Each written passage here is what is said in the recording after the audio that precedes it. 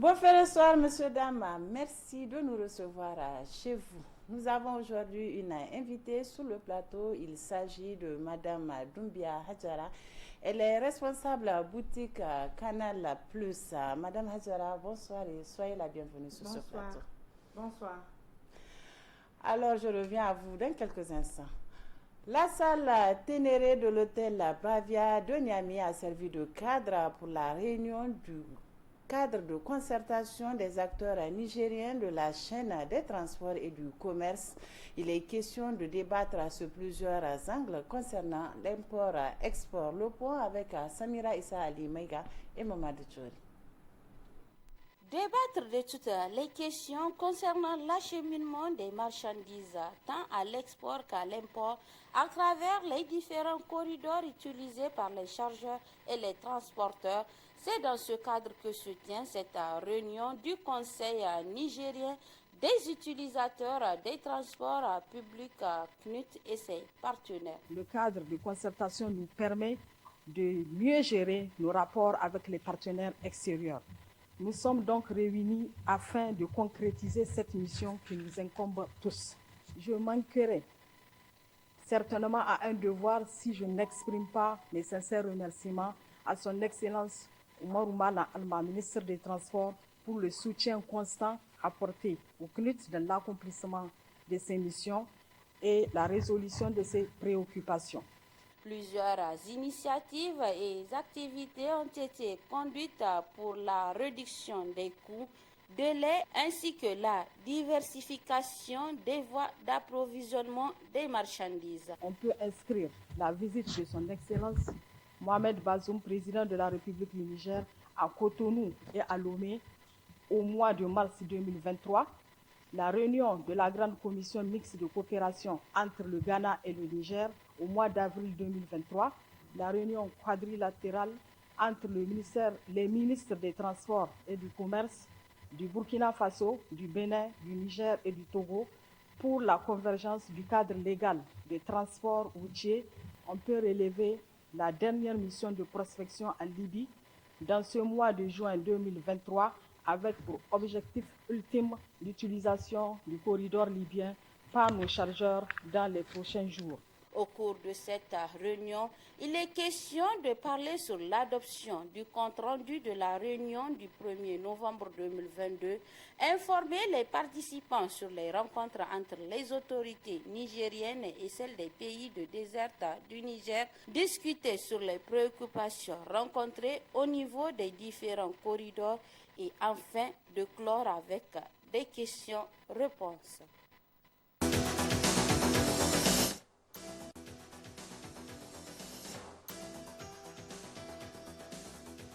Alors, Madame Hadjara, je reviens à vous. Dites-nous quelle est la bonne nouvelle du moment chez Canal+.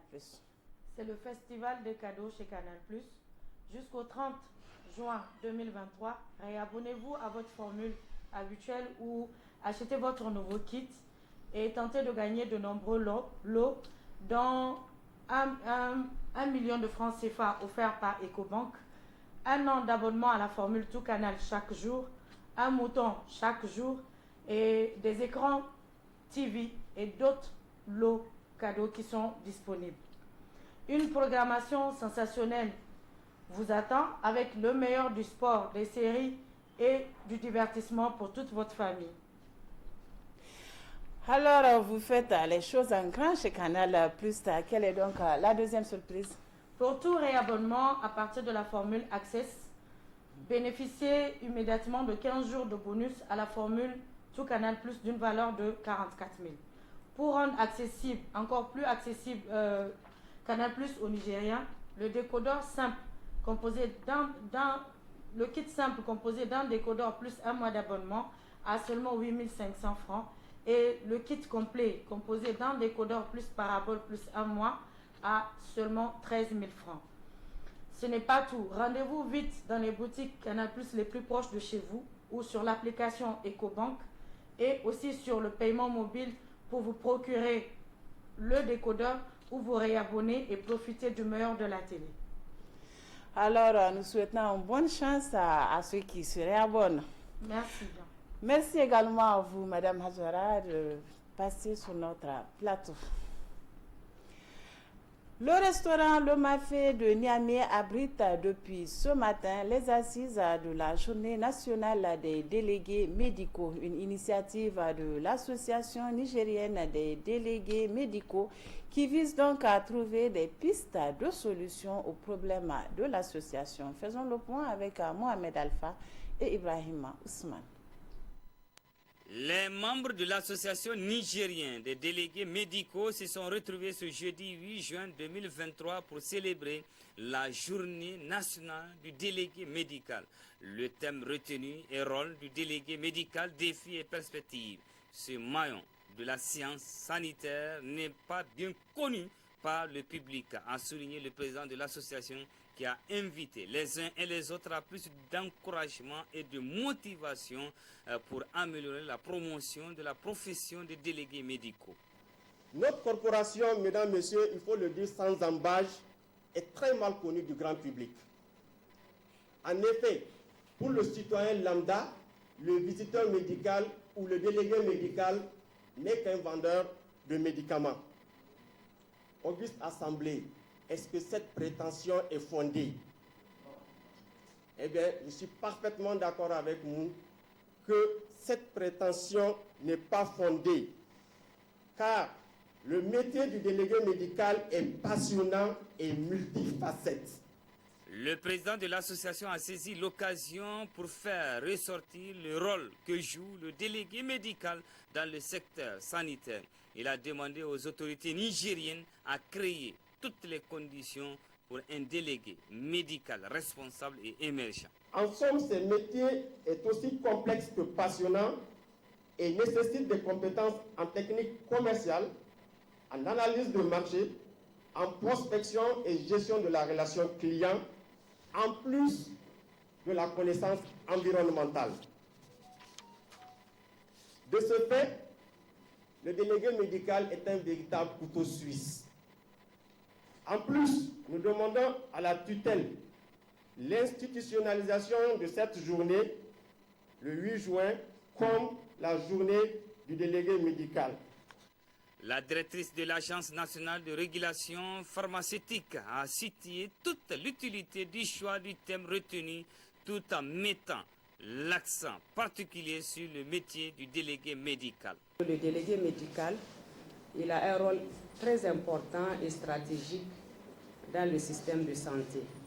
Et nous essayons en tout cas avec vous, avec votre concours, d'améliorer la prestation, comme je l'ai dit, parce que vous êtes des clients. Et on espère en tout cas avoir les conclusions de ces panels-là pour voir comment nous allons améliorer notre collaboration. Au cours de cette journée nationale du délégué médical, plusieurs sujets seront développés autour de la déontologie et l'éthique du métier. Également, des panels seront animés en vue de faire des propositions pertinentes. Les examens du brevet de technicien supérieur à BTS d'État 2023 prévus le 31 juillet sont reportés au 7 août prochain. Pour l'heure, les raisons du report n'ont pas été précisées par le ministre des Enseignements supérieurs, Suleiman Ousmane.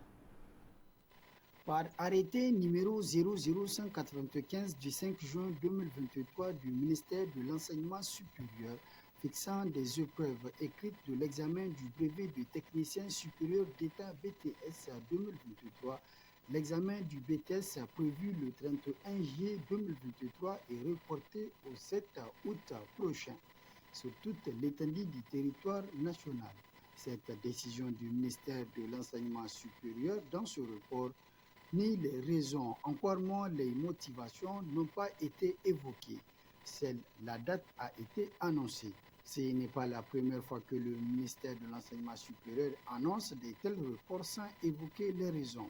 Cette décision peut certainement avoir un impact sur le moral des candidats qui se préparent davantage à ces examens.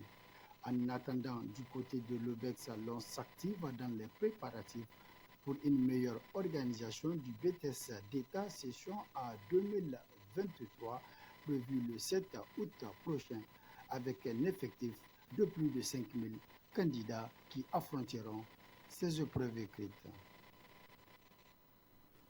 La ville de Dosso a abrité hier mercredi une double cérémonie au sein de l'école CG2 de Dosso située dans le quartier Manguekwara. Il a été question du baptême de l'école et le lancement des travaux de clôture du mur de l'enceinte de l'école. Abdraman Younoussa Issa et Abdoulaye Seydou pour d'autres précisions. Dosso, ce 7 juin 2023, quartier Manguekwara, l'un des plus anciens et des plus peuplés de la ville. CG2, le collège du quartier, créé depuis 1981, l'ambiance est fébrile. Hommes, femmes et enfants de Manguekwara, invités venus de toutes parts, et plusieurs responsables locaux de l'éducation s'y sont donné rendez-vous très tôt le matin. Le gouverneur de la région arrive. La fête, la vraie, peut enfin commencer. Il s'agit en réalité d'une double fête en une seule occasion. La première, c'est le baptême du collège lui-même. Je déclare le CEG2 officiellement baptisé CEG Zarmakoy Ouémanzon. Je vous remercie.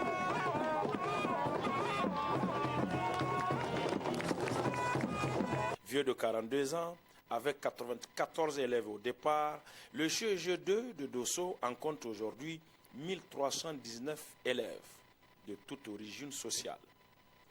Désormais, on ne parlera plus de CEG2, mais plutôt de CEG Jarmokoy Ouémanzon. Que l'on nomme un enfant ou un établissement, l'acte et le sens restent le même. Le nom ainsi acquis devient composante essentielle de l'identité. Il n'y a aucun doute que ce nom choisi constituera une identité culturelle, un motif de fierté, un repère et un modèle pour les enfants du présent comme pour ceux de l'avenir. Ayant vécu et régné sur le trône de Jarmokoy il y a 230 ans environ, le choix de Ouémanzon n'est pas fortuit. Qui alors, mieux que ses arrière-petits-fils aujourd'hui, peut en parler? Fils de Bouyaki et petit-fils de Bouka, Ouémanzon est le 9e chef de la généalogie de Jarmokoy de Dosso. Consacré Jarmokoy, chef suprême des Jarma en 1770. Il a régné pendant 20 ans, jusqu'à 1790. Ne s'était attelé qu'à une seule chose, le rassemblement et l'unification du Zarmatari. Et c'est pourquoi l'histoire de Dosso retiendra à jamais de lui comme étant un des premiers et des plus grands unificateurs du Zarmatari. L'autre motif de cette rencontre festive, c'est aussi et surtout le lancement de la construction du mur d'enceinte du collège Jarmokoy Ouémanzon. Ici aussi, l'honneur est revenu au premier responsable de la région pour poser la première pierre.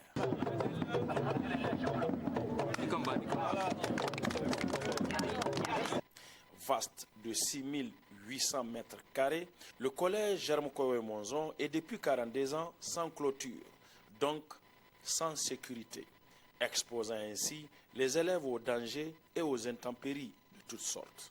C'est pourquoi le gouverneur Al-Bachir et le directeur du collège accueillent à sa juste valeur ce geste des descendants de Ouémanzon. Bravo à la descendance du Jarmokoy Ouémanzon qui s'apprête à réaliser un de nos vœux les plus ardents. Nous lui disons merci pour cet acte salutaire, ce modèle de participation communautaire que nous encourageons vivement. Je voudrais particulièrement remercier, féliciter et encourager M. Ali Meguizo, digne descendant des Zarmokoy Ouémanzon, pour cette importante initiative de la construction du mur de clôture de cet établissement.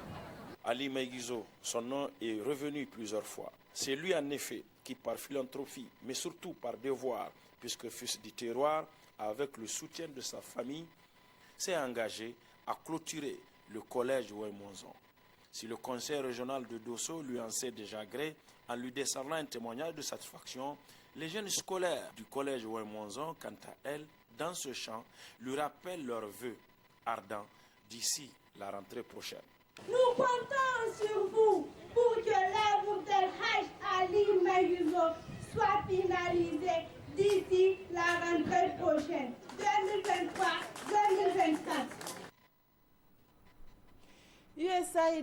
contribue à la participation accrue des citoyens aux processus gouvernementaux au Niger à travers les projets Jagoranki et Chiga dans les régions de Maradi et Zender, dans le but de mettre en avant les activités mises en œuvre dans le domaine de la gouvernance, paix et cohésion sociale. Le projet USAID Sahel Collaboration et Communication en compagnie de la presse était en contact avec les deux projets dans les zones d'intervention. Ousseina Hassoumi et Hassan Abdoulaye pour les détails. C'est une première pour la population de la région de Maradi, particulièrement celle de l'arrondissement communal 3 de la ville, qui désormais participe à la gestion budgétaire des quartiers avec les conseillers et la mairie. Grâce à l'approche participative utilisée par le projet USAID Chiga dans cette commune, un climat de confiance s'est créé entre les deux. Le projet USAID Chiga, c'est un projet vraiment qu'on peut apprécier. C'est un projet qui intervient vraiment dans le domaine où les collectivités territoriales en ont besoin, puisque qui parle de collectivité territoriale parle d'un budget. Et un budget, si vous le maîtrisez, vous connaissez le sens et l'application du projet, vous les appliquez en fonction des consignes données, donc là vous en sortez tête haute. La population a un regard sur ce que la mairie est en train de faire. Au début, les jeunes ne savaient même pas est-ce qu'ils avaient l'autorisation de venir à la mairie demander. Mais cette fois, on a fait un projet avec eux, ils ont participé, ils connaissent presque tout ce qui doit être fait. À tout moment, ils peuvent venir au niveau de l'exécutif demander à quel niveau on est de l'exécution du budget. À 27 km du chef-lieu de la région, dans la commune de Chadokori, au niveau du CSI, la synergie d'action vulgarisée par les acteurs locaux et le comité de veille citoyen avec l'appui du projet USAID Jagoranti a permis de réduire les prix de prestations de soins de santé et des évacuations sanitaires. Un peu plus loin dans la même commune, au niveau du village de Wangarawa, Chiga a permis aux femmes du groupement Hadenkai, grâce à une formation organisée en leadership et en communication, de s'impliquer dans les comités décisionnels locaux. Cette initiative, donc, on a accueilli ça vraiment très positif parce que ça nous a permis d'avoir un changement au sein du CSI. On fait jusqu'à 2 millions. Et tout ça là, c'est avec la communauté, donc avec la CVC. Donc, on a pu renouveler ce défi. De Jagoranti dans ça, c'est eux les facilitateurs, c'est eux qui m'ont proposé la porte de sortie aussi. On a arrêté les coûts des accouchements, c'était à 1100 francs. Donc avec aussi les référencements avec les ambulances. Parce que dans le temps, c'était à 10 000 francs pour partir à Gidarumchi. Sur Maradi, c'était à 8 000. On a ramené ça à 6 000 francs. Nous sommes devenus autonomes grâce à Chiga qui nous a formés sur la propriété des maisons et des enfants. Nous vendons de l'eau et versons l'argent dans la caisse afin de participer à la gestion du comité. À notre tour, nous sensibilisons les autres femmes. Intervenant principalement à Zenderville, l'ONG Amitié Éducation Développement AED, créée en 2013, fait partie des bénéficiaires des prestations de Chiga. Un partenariat qui lui a permis de créer une certaine proximité avec les OSC. L'activité que nous avons menée en consortium avec l'organisation des femmes leaders pour mener une activité sur la mobilisation de ressources en termes de plaidoyer, mobilisation de ressources en faveur de l'éducation, la santé et l'assainissement. Nous avons amené le maire à signer un manifeste que voici, à l'issue duquel il a pris un engagement de rehausser de manière sensible le taux que nous avons pu identifier sur une période de 5 ans. Ces visites de la caravane de presse gouvernance, paix et cohésion sociale organisée par USAID et SICI dans ces zones d'intervention des deux projets ont permis aux journalistes de mieux comprendre les objectifs de Chiga et Jagoranti financés par l'USAID. À 48 heures de la finale de la 48e édition de la Coupe nationale de football du Niger, les entraîneurs de l'AS Garde nationale du Niger et de l'AS Douane, accompagnés chacun de leurs capitaines respectifs, ont animé une conférence de presse au siège de la FENIFOOT. Il s'est agi pour Cheikh Omar Diabaté et Abdouzada Barazé de faire le point des préparatifs de la finale de la Dame Coupe du Niger. Les détails avec Ablaziz Mahamadou et Ablaziz Jibrila. C'est la première fois que l'AS Garde nationale du Niger et l'AS Douane se croisent en finale de la Coupe nationale de football du Niger. Cheikh Omar Diabaté et Abdoulaye Ousmane alias Lélé n'attendent que le jour de la finale. Je l'ai fait au Sahel et je l'ai fait à l'AS FAN.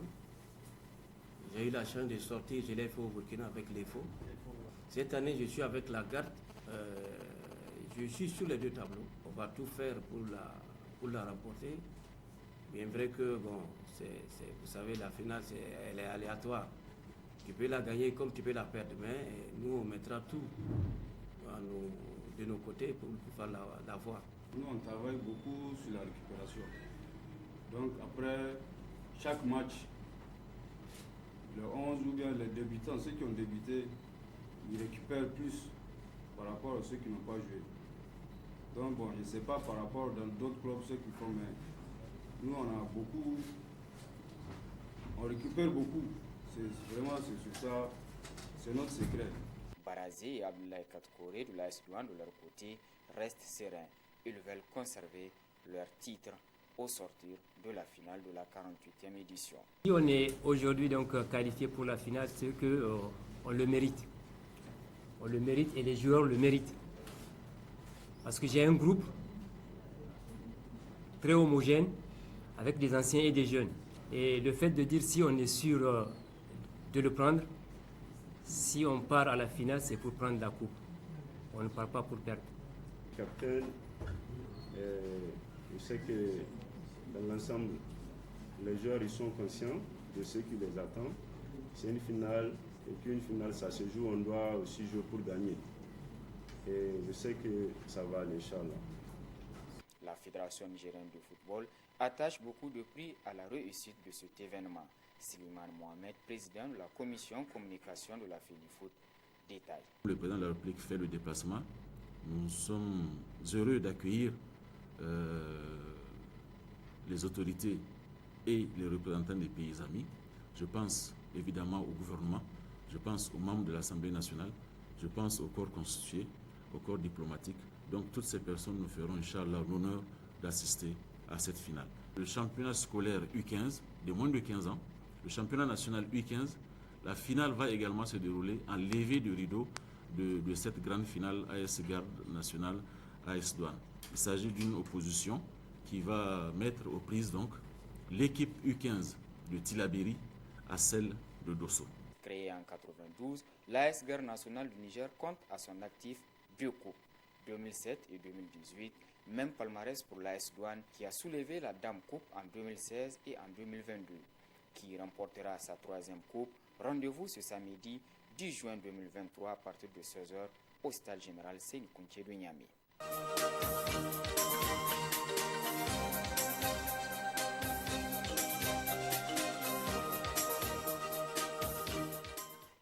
La revue de la presse de Bonferré avec Moustapha Zongoma. Moustapha, bonsoir. Bonsoir Aminata. Cette semaine, il est question dans la presse écrite nigérienne du bilan à mi-mandat du président de la République Bazoum Mohamed, de ses propos polémiques qu'il a tenus dans le journal Jeune Afrique cette semaine et de la démission de l'opposition politique nigérienne face à ses responsabilités. Et nous débutons avec la une du journal L'Enquêteur d'hier mercredi. Le quotidien indépendant privé a titré Bazoum Mohamed 50% de mandat, 100% d'échec. Dans une interview accordée à Jeune Afrique, le président de la République Bazoum Mohamed a affirmé que ses premières années à la tête du pays ont été une réussite. Nous avons un État qui tient, qui est respecté et qui organise chaque semaine ou presque des forums d'investisseurs en provenance d'Asie, d'Amérique et d'Europe. Nous assurons la sécurité sur la grande partie de notre territoire ainsi que la pérennité de nos institutions démocratiques. Je crois que nous en sortons pas mal et c'est un motif de satisfaction, a affirmé le chef de l'État dans les colonnes du journal Jeune Afrique. Mais en vérité, le bilan à mi-mandat de Bazoum est une faramineuse accumulation d'échecs, retorque le journal L'Enquêteur d'hier mercredi. L'enquêteur qui illustre son affirmation par ce qu'il qualifie d'échec de la politique de lutte contre la corruption du président de la République Bazoum Mohamed. Un échec qui s'est matérialisé par le sacrifice de quelques lampistes en lieu et place des ténors du parti au pouvoir, le PNDS Taria, qui traîne des casseroles et qui arrive quand même à passer entre les mailles du filet de la justice. Faillite également de la lutte antiterroriste, non seulement la Renaissance Acte 3 n'a pas réussi à endiguer les attaques, mais l'on assiste même à une prolifération du terrorisme et une paupérisation sans précédent des populations dans certaines régions du pays touchées par ce fléau. En plus de ces échecs flagrants, le président Bazoum Mohamed semble reproduire les mêmes erreurs que son prédécesseur Issoufou Mahamadou, avec une position de pouvoir devenue source de favoritisme pour le clan et la région du président de la République. À la lumière de ces observations, il est difficile d'espérer une grande amélioration significative pour la seconde partie du mandat de Bazoum Mohamed, projette le journal L'Enquêteur.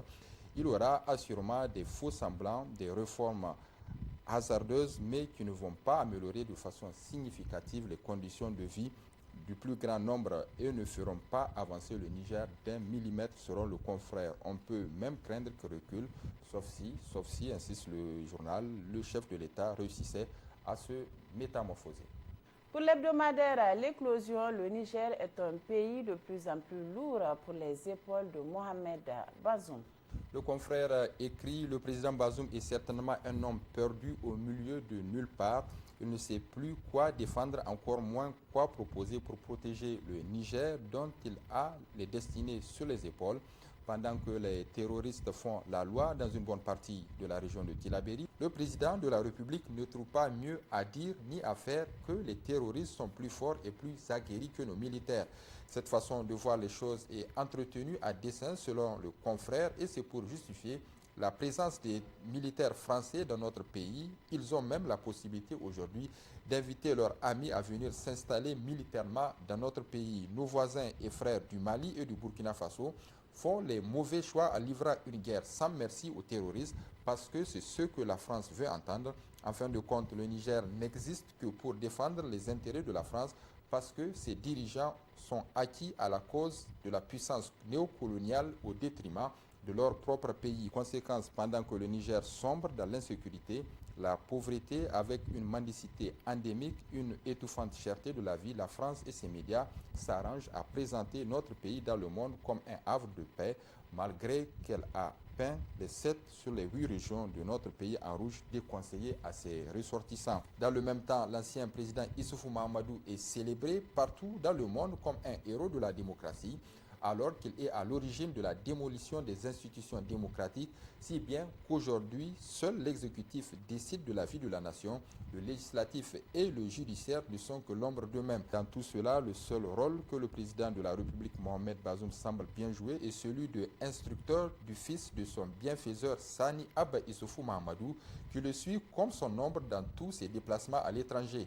Peu importe que l'objet du voyage présidentiel ait un lien avec le pétrole dont Abba a la charge ou non, il est toujours là, côte à côte avec le président Bazoum. Il se prépare sans doute, selon le journal, à prendre la relève de la dynastie en enrichissant son carnet d'adresses, mais surtout en s'habituant aux réunions avec les grands de ce monde. Le journal Niger Inter Hebdo de cette semaine tente de recadrer à sa manière les propos polémiques de Bazoum Mohamed sur l'armée. Le confrère estime que les propos sont sortis de leur contexte en vue d'alimenter une campagne de désinformation contre le Niger avec une guérilla informationnelle aux manettes. Il suffit de lire intégralement l'interview dans les colonnes de Jeune Afrique ou en ligne pour comprendre le procédé des prestidigitateurs qui a consisté à isoler les propos du président de la République de son contexte. On l'aura compris, il fallait opposer le chef suprême des armées aux soldats en l'accusant de crimes de lèse-majesté, de démoralisation des troupes. Pourtant, le président répond à une question précise des volontaires pour la défense de la patrie DVP au Burkina Faso. Les faits sont sacrés. À la question de François Soudan, directeur de la rédaction de Jeune Afrique, le président Bazoum a répondu « Si les terroristes sont plus forts et plus aguerris que l'armée, comment des civils pourraient-ils leur résister ?» C'est ce qui est écrit en noir et blanc dans Jeune Afrique numéro 3125 de juin 2023, mais quelques-uns sont allés vite en besogne en extrapolant ces propos hors de leur contexte. D'aucuns ont proféré de véritables procès d'intention au chef suprême des armées en insinuant que le chef de l'État a capitulé en démoralisant le moral des troupes, ce qui est franchement inexact selon le journal Niger Inter Hebdo. On notera qu'en plus des coupeurs de cheveux locaux, les principaux agitateurs dans cette campagne de désinformation viennent principalement du Mali et du Burkina Faso. Il n'y a plus d'opposition politique dans la barque de la démocratie nigérienne. C'est l'interrogation qui barre la une du journal Le Canard en furie de cette semaine. Où sont passés les opposants politiques? Le confrère s'interroge. C'est la lancinante question que de nombreux Nigériens se posent aujourd'hui au regard du silence de cimetière que ces derniers observent depuis bientôt 2 ans. Même les simples déclarations et communiqués de la coalition pour l'alternance 2020-2021, le regroupement des partis politiques d'opposition ayant soutenu la candidature de Mahaman Ousmane, rendait public avant pour dégager la position de ses membres par rapport à des préoccupations d'intérêt national ne se font plus depuis belle lurette. Pourtant, ce ne sont pas les occasions qui manquent, tellement ce régime des renaissants pose régulièrement des actes de malgouvernance d'une gravité extrême sur lesquels les citoyens veulent bien voir l'opposition s'en saisir pour lui demander des comptes. Il y a eu le gigantesque scandale de corruption dans l'affaire dite Uranium Gate.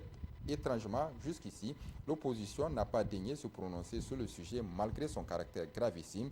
Il y a également eu la cérémonie de présentation du prix Mo Ibrahim de l'ancien président Issoufou Mahamadou, une distinction que l'écrasante majorité des Nigériens ont perçue comme une insulte à leur encontre au regard de la gestion prédatrice de l'État par l'ancien président.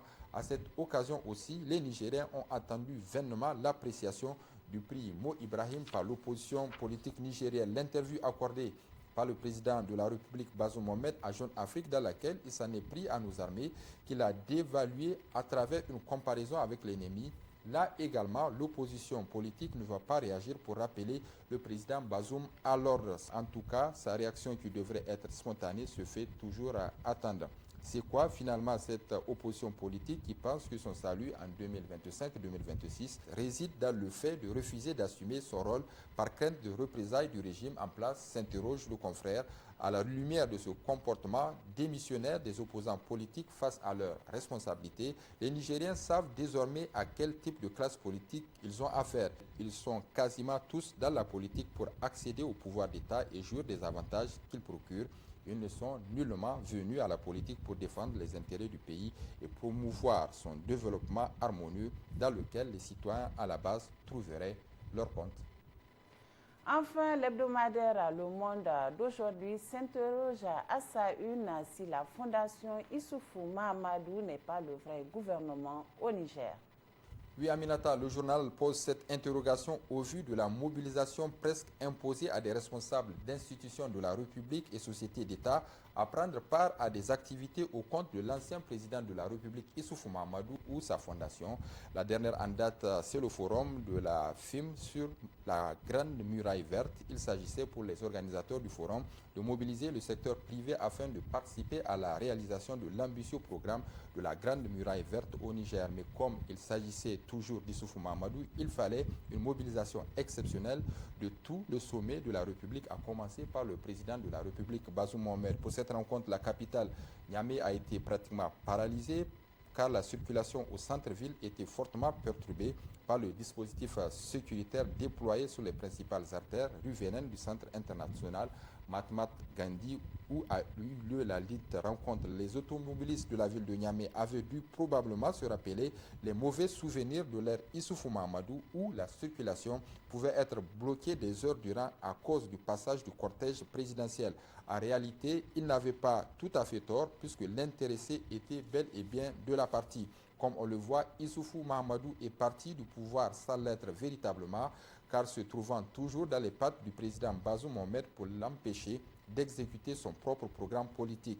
Sinon, comment comprendre que pour les activités d'une fondation, une organisation strictement privée, tout un gouvernement, voire une république, soit mobilisé comme s'il s'agissait d'une institution républicaine. L'on avait cru élire ou réélire en 2011 et 2021 un vrai démocrate et un républicain convaincu à la magistrature suprême du Niger, mais en réalité, il s'agissait tout simplement d'un démagogue.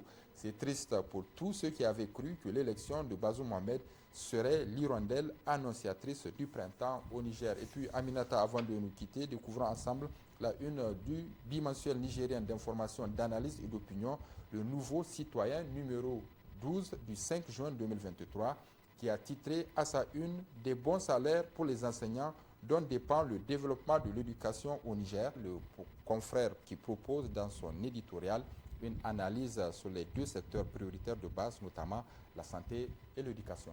Moustapha Zongoma, merci. Merci Aminata Yayamega. Merci également à vous, messieurs, dames, de nous avoir suivis. Excellente soirée en compagnie des programmes de la télévision Bonferré.